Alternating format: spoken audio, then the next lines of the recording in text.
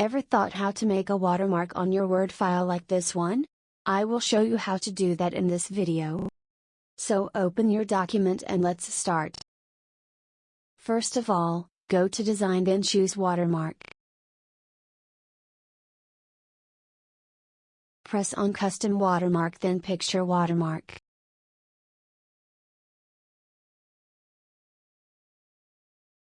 Press on Select Picture and choose the picture from your computer.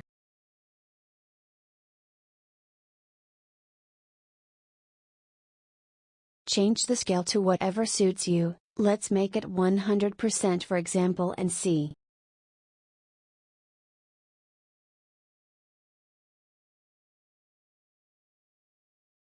Here is it, but text opacity is low. To edit it, open the same thing again.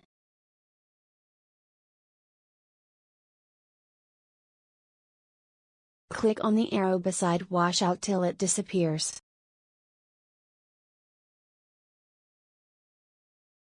Here you are. The watermark is now applied on all your document pages.